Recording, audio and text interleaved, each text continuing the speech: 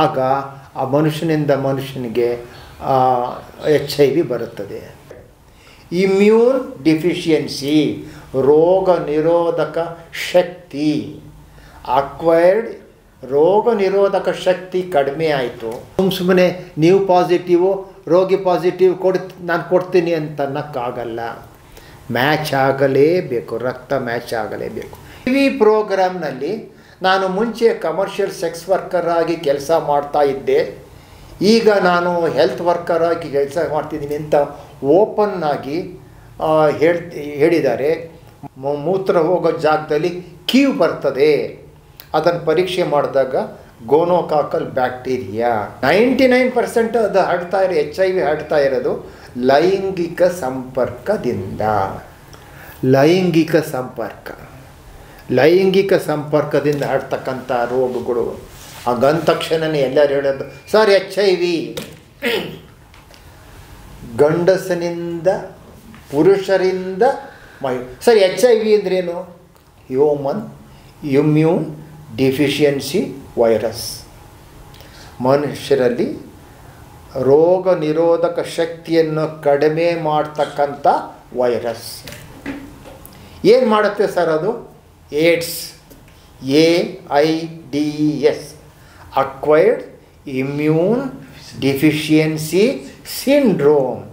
Acquired ಅಂದರೆ ಬರೋದು, ಒಂದು ಆ ವೈರಸ್ ಬಂತು, ಅಕ್ವೈರ್ಡ್. ಇಮ್ಯೂನ್ ಡಿಫಿಷಿಯನ್ಸಿ, ರೋಗ ನಿರೋಧಕ ಶಕ್ತಿ, ಅಕ್ವೈರ್ಡ್ ರೋಗ ನಿರೋಧಕ ಶಕ್ತಿ ಕಡಿಮೆ ಆಯಿತು. ಸಿಂಡ್ರೋಮ್ ಅಂದರೆ ಅನೇಕ ಬಗೆಯ ರೋಗ ಲಕ್ಷಣಗಳು. ಕಾಲ್ರಾ ಅಂದ್ರೇನು? ವಾಂತಿ ಭೇದಿ. ಟೈಫಾಯ್ಡ್ ಅಂದ್ರೇನು? ಜ್ವರ. ಮಲೇರಿಯಾ ಅಂದ್ರೇನು? ಜ್ವರ. ಆದರೆ ಏಡ್ಸಲ್ಲಿ ಅನೇಕ ಬಗೆಯ ರೋಗ ಲಕ್ಷಣಗಳು. 15 ದಿವಸ ಆಯಿತು ಜ್ವರ ಬಿಡಲಿಲ್ಲ, 15 ದಿವಸ ಆಯಿತು ಕೆಮ್ಮು, ಆಮೇಲೆ ತೂಕ ಕಡಿಮೆ ಆಗ್ತಾ ಇದೆ. ಈ ರೀತಿ ಅನೇಕ ಬಗೆಯ ರೋಗ ಲಕ್ಷಣಗಳು ಕಂಡುಬರ್ತದೆ. ಅದು ಮರಣವನ್ನು ಉಂಟು ಮಾಡ್ತಕ್ಕಂಥ ಕಾಯಿಲೆ ಅಂತ ಹೇಳ್ತಿದ್ದೆ. ಆದರೆ ಈಗ ಚಿಕಿತ್ಸೆ ಭಾಳ ಬೇಗನೆ ಚಿಕಿತ್ಸೆ ART ಸೆಂಟರ್, ಅಲ್ಲಿ ಪ್ರತಿಯೊಂದು ಡಿಸ್ಟ್ರಿಕ್ಟ್ ಹಾಸ್ಪಿಟ್ಲಲ್ಲಿ ಆ್ಯಂಟಿ ರಿಟ್ರೋವೈರಲ್ ಟ್ರೀಟ್ಮೆಂಟ್, HIV ವೈರಸ್ನ ಹತೋಟಿಲಿಡೋದಕ್ಕೆ, ಅದು ವೃದ್ಧಿ ಆಗದಂತೆ ತಡೆಯೋದಕ್ಕೆ ಪರೀಕ್ಷೆ ಮಾಡ್ತಾರೆ, ಟ್ರೀಟ್ಮೆಂಟ್ ಕೊಡ್ತಾರೆ. ಆ ಒಂದು ಸೈನಿಕರು CD4 ಲಿಂಫೋಸೈಟ್ಸ್ ಅಂತ ನಮ್ಮ ದೇಹದಲ್ಲಿ ಸೈನಿಕರುಗಳು, ಅದನ್ನು ನಾಶ ಮಾಡುತ್ತೆ ಈ ವೈರಸ್ಸು. ಆದ್ದರಿಂದ ರೋಗ ನಿರೋಧಕ ಶಕ್ತಿ ಕಡಿಮೆ ಆಗುತ್ತೆ. ಮನುಷ್ಯನಿಂದ ಮನುಷ್ಯನಿಗೆ ಹೇಗೆ ಹರಡುತ್ತದೆ? ಪುರುಷನಿಂದ ಸ್ತ್ರೀಗೆ, ಸ್ತ್ರೀಯಿಂದ ಪುರುಷರಿಗೆ, ಪುರುಷನಿಂದ ಪುರುಷನಿಗೆ ಸಲಿಂಗ ಕಾಮದಿಂದ, ಪುರುಷನಿಂದ ಸ್ತ್ರೀಗೆ ಲೈಂಗಿಕ ಸಂಪರ್ಕ, ಸ್ತ್ರೀಯಿಂದ ಪುರುಷನಿಗೆ ಲೈಂಗಿಕ ಸಂಪರ್ಕ, ಪುರುಷನಿಂದ ಪುರುಷನಿಗೆ ಸಲಿಂಗ ಕಾಮದಿಂದ ಹರಡುತ್ತದೆ. ಗಂಡಸಿನ ವೀರ್ಯದಲ್ಲಿ, ಹೆಂಗಸಿನ ಯೋನಿ ದ್ರವದಲ್ಲಿ, ರಕ್ತದಲ್ಲಿ ಈ ವೈರಸ್ ಇರುತ್ತದೆ. ಒಬ್ಬ HIV ಪಾಸಿಟಿವ್ ಮನುಷ್ಯನ ರಕ್ತವನ್ನು ಇನ್ನೊಬ್ಬ ಮನುಷ್ಯನಿಗೆ ಕೊಟ್ಟರೆ ಆಗ ಆ ಮನುಷ್ಯನಿಂದ ಮನುಷ್ಯನಿಗೆ HIV ಬರುತ್ತದೆ. ಆದರೆ ಈಗ ಆ ಒಂದು ಸಾಧ್ಯತೆ ಭಾಳ ಕಡಿಮೆ. ಒಬ್ಬ ಮನುಷ್ಯನಿಂದ ರಕ್ತದಾನಿಯಿಂದ ರಕ್ತ ತಗೊಳ್ಬೇಕಾದ್ರೆ ಹೆಪಟೈಟಿಸ್ B, HIV ಇದೆಲ್ಲನೂ ಟೆಸ್ಟ್ ಮಾಡೇ ತಗೊಳ್ತಾರೆ ಹೊರತು ಸುಮ್ಮನೆ ಜೊತೆಗೆ ಇವಾಗೆಲ್ಲ ನೋ ಪ್ರೊಫೆಷನಲ್ ಡೋನರ್ಸ್. ಬೆಳಗ್ಗೆ ಹೋಗಿ ಒಂದು ಆಸ್ಪತ್ರೆಯಲ್ಲಿ ರಕ್ತ ಕೊಟ್ಟೆ, ದುಡ್ಡು ಕೊಟ್ಟರು 200 ರೂಪಾಯಿ, ಸಾಯಂಕಾಲ ಯಾವುದೋ ಒಂದು ನರ್ಸಿಂಗ್ ಹೋಮ್ಗೆ ಹೋಗಿ ರಕ್ತ ಕೊಟ್ಟೆ ಸಾಧ್ಯವಿಲ್ಲ. Professional donors. ನಿಮ್ಮ ತಾಯಿಗೆ ರಕ್ತ ಬೇಕು ಸರ್, ನಮ್ಮ ತಾಯಿದು ಬಿ ಗ್ರೂಪು, ಆದರೆ ನನಗೆ ಹುಷಾರಿಲ್ಲ, ಆದರೆ ನನ್ನ ತಮ್ಮ ಹುಷಾರಾಗಿದ್ದಾನೆ, ಅವನು ಬಿ ಪಾಸಿಟಿವ್ ಆಯಿತು ಸರ್. ಇದು ನಮ್ಮ ನೆಂಟರು ಅವರು ಬಿ, ಬಟ್ ನಂದು ಎ ಅಂದರೆ ಆಯ್ತಪ್ಪ, ನೀನು ಎ ಪಾಸಿಟಿವ್, ನೀನು ಬ್ಲಡ್ ಕೊಡು, ಬೇರೆ ಇನ್ನೊಬ್ರದ್ದು ಪೇಷಂಟ್ದು ಬಿ ಪಾಸಿಟಿವ್ ಅವ್ರು ಕೊಟ್ಟಿದ್ದಾರೆ, ನಿಂದು ಎ ಪಾಸಿಟಿವ್ನ ಅವರು ಕೊಡ್ತೀವಿ, ಬಿ ಪಾಸಿಟಿವ್ ಬ್ಲಡ್ ಇದೆ, ಅದನ್ನು ಮ್ಯಾಚ್ ಮಾಡಬೇಕು. ಒಂದು ತೊಟ್ಟು ದಾನಿಯ ರಕ್ತ, ಒಂದು ತೊಟ್ಟು ರೋಗಿಯ ರಕ್ತವನ್ನು ಹಾಕಿ ಒಂದು 15 ನಿಮಿಷ ಮೈಕ್ರೋಸ್ಕೋಪಲ್ಲಿ ನೋಡ್ತಾರೆ. ಸುಮ್ಮನೆ ನೀವು ಪಾಸಿಟಿವು, ರೋಗಿ ಪಾಸಿಟಿವ್ ನಾನು ಕೊಡ್ತೀನಿ ಅಂತ ಅನ್ನೋಕ್ಕಾಗಲ್ಲ. ಮ್ಯಾಚ್ ಆಗಲೇಬೇಕು, ರಕ್ತ ಮ್ಯಾಚ್ ಆಗಲೇಬೇಕು. ಇದು ಭಾಳ ಮುಖ್ಯವಾದ್ದು. ರಕ್ತದ ಮುಖಾಂತರ ಈಗ HIV ಹರಡತಕ್ಕಂಥ ಸಾಧ್ಯತೆ ಭಾಳ ಕಡಿಮೆ. ಆದರೆ ನಾನು ಒಂದು ಕಮರ್ಷಿಯಲ್ ಸೆಕ್ಸ್ ವರ್ಕರ್, ಪ್ರಾಸ್ಟಿಟ್ಯೂಟ್ಸ್ ಅಂತ ಹೇಳಲ್ಲ. ಈ HIV ಮೆಡಿಸಿನ್ನಲ್ಲಿ ಪ್ರಾಸ್ಟಿಟ್ಯೂಟ್ಸ್, ವೇಶ್ಯೆ ಎಂತಕ್ಕಂಥ ಪದವನ್ನು ಹೆಚ್ಚು ಕಡಿಮೆ ತೆಗೆದಾಕ್ಬಿಟ್ಟಿದ್ದಾರೆ. ಹೊಟ್ಟೆಪಾಡಿಗೋಸ್ಕರ ದೇಹವನ್ನು ಮಾರ್ತಕ್ಕಂಥ ಮಹಿಳೆಯರಿದ್ದಾರೆ, commercial sex workers. T V ಪ್ರೋಗ್ರಾಮ್ನಲ್ಲಿ ನಾನು ಮುಂಚೆ ಕಮರ್ಷಿಯಲ್ ಸೆಕ್ಸ್ ವರ್ಕರ್ ಆಗಿ ಕೆಲಸ ಮಾಡ್ತಾ ಇದ್ದೆ, ಈಗ ನಾನು ಹೆಲ್ತ್ ವರ್ಕರ್ ಆಗಿ ಕೆಲಸ ಮಾಡ್ತಿದ್ದೀನಿ ಅಂತ ಓಪನ್ ಆಗಿ ಹೇಳಿದ್ದಾರೆ ಮಹಿಳೆಯರು. ಎಲ್ಲರೂ ಈಗ ಹೇಳ್ತಾರೆ ಅದನ್ನು. ಕಮರ್ಷಿಯಲ್ ಸೆಕ್ಸ್ ವರ್ಕರ್ಸ್, ಹೊಟ್ಟೆಪಾಡಿಗೋಸ್ಕರ ವೇಶ್ಯ ವೃತ್ತಿ. ಅವರು ಈ ಕೇವಲ ಹಣಕ್ಕೋಸ್ಕರ ಪ್ರತಿನಿತ್ಯ ವೇಶ್ಯ ವೃತ್ತಿ ಮಾಡ್ತಾ ಇರತಕ್ಕಂಥ ಮಹಿಳೆಯರು ಅನೇಕರು. ಪುರುಷ ವೇಶ್ಯೆಯರು ಇದ್ದಾರಂತೆ ಕೆಲವು ಸಿಟಿಗಳಲ್ಲಿ. ಶ್ರೀಮಂತ ಮಹಿಳೆಯರು ಪುರುಷ ವೇಶ್ಯೆಯರನ್ನು ಸಂಪರ್ಕಿಸಿ ಅವರು ಲೈಂಗಿಕ ಸಂಪರ್ಕ ಮಾಡ್ಕೊಂಡು ಮನೆಗೆ ಹೋಗ್ತಾರಂತೆ. ಎಷ್ಟು ಮಟ್ಟಿಗೆ ನಿಜ ಗೊತ್ತಿಲ್ಲ.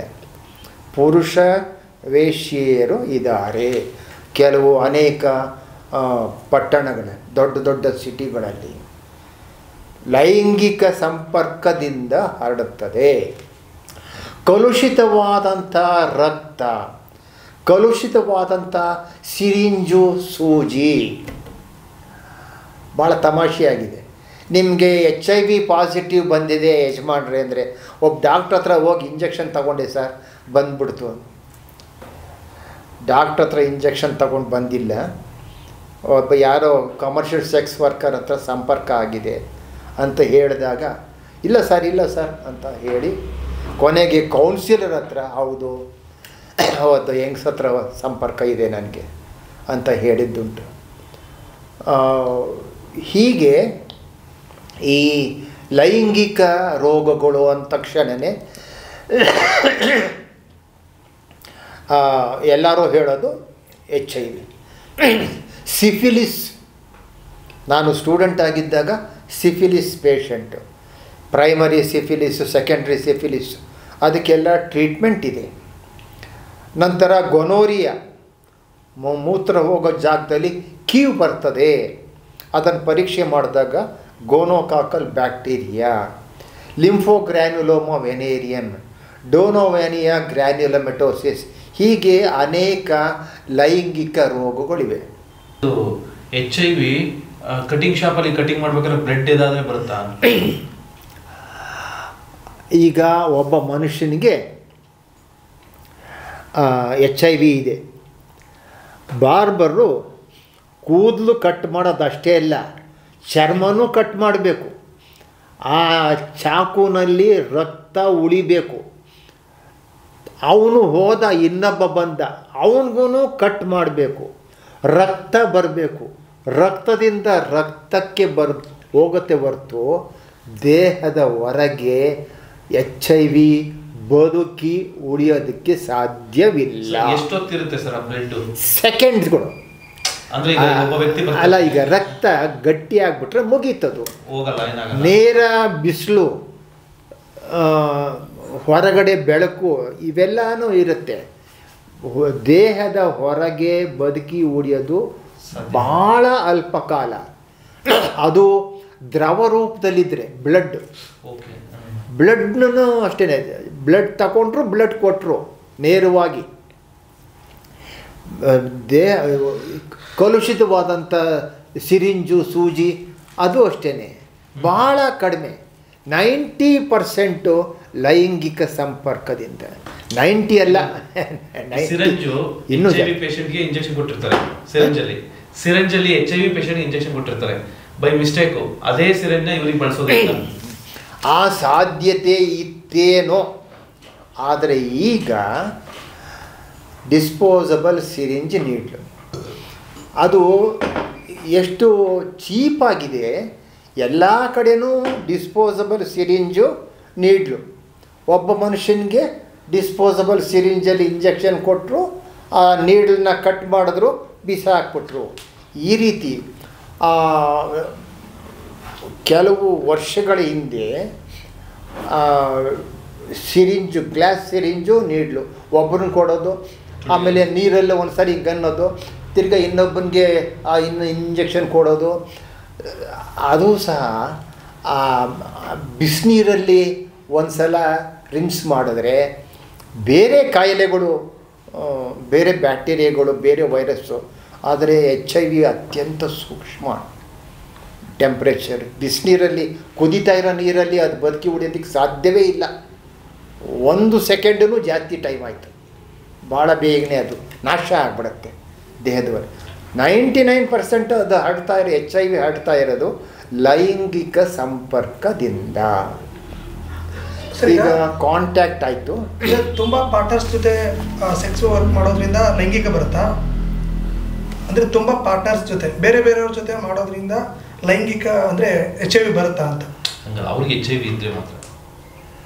ಈಗ ಒಬ್ಬ ಮನುಷ್ಯನಿಗೆ HIV ಇದೆ, ಅವರ ಹತ್ರ ಲೈಂಗಿಕ ಸಂಪರ್ಕ ಮಾಡಿದಾಗ ಗಂಡಸಿನಿಂದ ಹೆಂಗಸಿಗೆ, ಹೆಂಗಸಿನಿಂದ ಗಂಡಸಿಗೆ ಅವರು ಲೈಂಗಿಕ ಸಂಪರ್ಕ. ಈಗ ಗಂಡಸಿನ ವೀರ್ಯದಲ್ಲಿ, ಹೆಂಗಸಿನ ಯೋನಿ ದ್ರವದಲ್ಲಿ, ರಕ್ತದಲ್ಲಿ ಇವು ವೈರಸ್ಸು ಹೆಚ್ಚು ಕಾಲ ಬದುಕಿ ಉಳಿಯುತ್ತೆ ದ್ರವ ರೂಪದಲ್ಲಿ.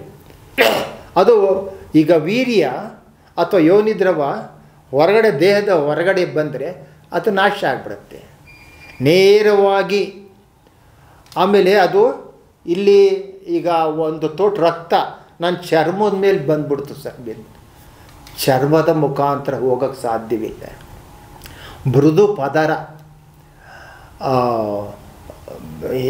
ಮಹಿಳೆಯ ಆ ಯೋನಿದಲ್ಲಿ ಆ ಮೃದು ಪದರ, ಅದರ ಮುಖಾಂತರ ಅದು ಸೋಂಕು ಉಂಟಾಗ್ತಕ್ಕಂಥ ಸಾಧ್ಯತೆ ಭಾಳ ಜಾಸ್ತಿ.